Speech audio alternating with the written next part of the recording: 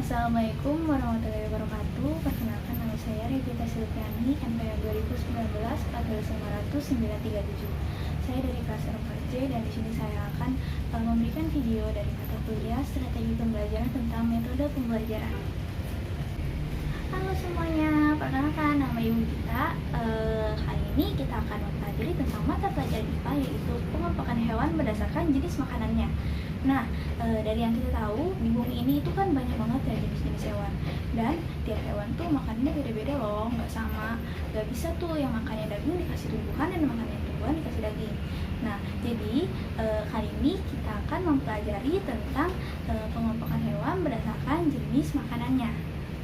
Sekarang coba kalian perhatiin deh hewan-hewan yang ada di sekitar kalian, kayak misalnya kambing, sapi, kucing, kerbau, tikus, kelinci, dan juga hewan-hewan yang ada di kebun binatang, kayak misalnya harimau, ular, singa, monyet, dan lain-lainnya.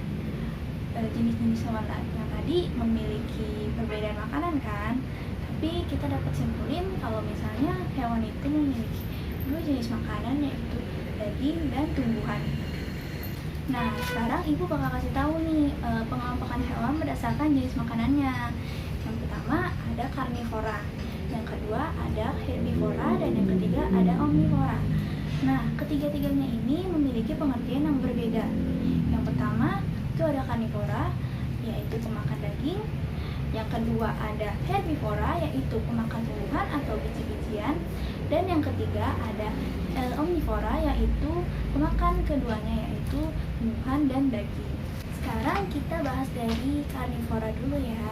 Nanti habis itu kita bahas yang herbivora, lalu yang omnivora. Nah, yang pertama itu karnivora. Kayak yang ibu bilang tadi nih, kalau misalnya karnivora itu jenis hewan memakan daging. Otomatis biasanya hewan memakan daging ini termasuk hewan-hewan buas loh.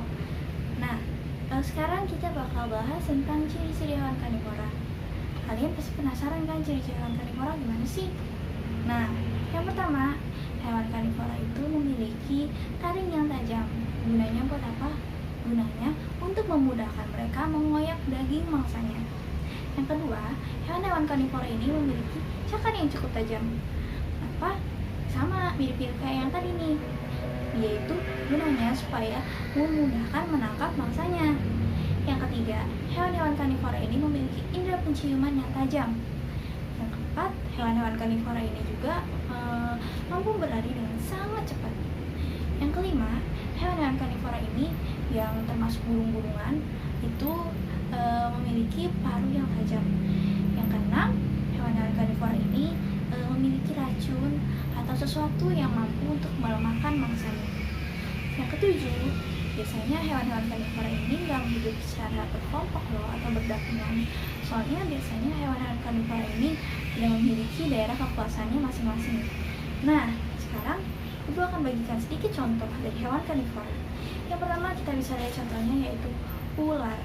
Kayak yang tadi nih, ular itu bisa loh, dia bisa membunuh mangsanya dengan menggunakan bisanya itu.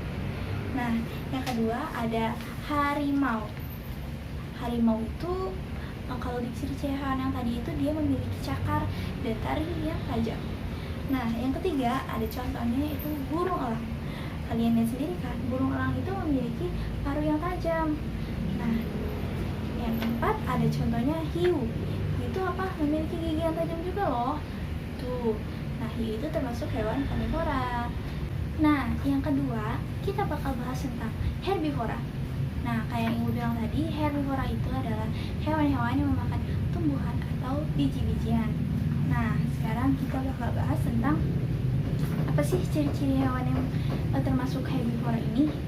Yang pertama, hewan herbivora itu nggak memiliki gigi taring. Beda banget nih sama yang karnivora tadi. Nah, yang kedua, hewan herbivora ini hanya memiliki gigi seri dan gigi geraham untuk mengunyah makanan. Yang ketiga, hewan herbivora ini memiliki gigi geraham yang besar-besar. Yang keempat, hewan herbivora ini biasanya hidup secara berkelompok, lalu mereka mencari makanan bersama-sama di hutan atau di padang rumput. Nah, yang kelima, selain hewan herbivora ini kadang ada juga loh yang nggak punya gigi, tapi mereka punya yang namanya tembolok. Tembolok itu apa sih? Tembolok itu adalah tempat di bawah leher yang gunanya untuk menghaluskan makanan sebelum disalurkan ke perut. Nah, sekarang ibu akan kasih contoh nih, apa aja sih hewan-hewan yang termasuk herbivora. Nah, yang pertama ibu punya contoh yaitu burung kakatua. Burung kakatua ini termasuk herbivora karena dia memakan biji-bijian. Nah, yang kedua ada kuda. Kuda ini termasuk hewan herbivora karena makan apa? Karena makan daun-daunan. Nah, yang ketiga ada sapi. Ini udah sering banget loh kita lihat, ya kan? Nah, sapi ini memakan rumput-rumputan, otomatis dia termasuk ke dalam hewan herbivora. Itu termasuk contoh dari ibu ya. Nah, yang terakhir kita bakal bahas tentang omnivora. Omnivora ini adalah hewan-hewan yang memakan daging dan tumbuhan. Jadi dia makan dua-duanya. Nah, sekarang kita bakal sebutin ciri-ciri hewan omnivora. Yaitu yang pertama, dia memiliki gigi taring. Yang kedua, dia memiliki gigi seri. Gunanya untuk apa? Gunanya untuk memotong makanannya. Yang ketiga, dia juga memiliki gigi geraham. Gunanya buat apa? Gunanya untuk mengunyah makanannya. Nah, yang keempat, biasanya hewan-hewan omnivora ini memiliki pencernaan yang kompleks. Nah, sekarang ibu bakal kasih tahu tentang contoh-contoh hewan omnivora. Beberapa contohnya ya. Yang pertama itu ada ayam.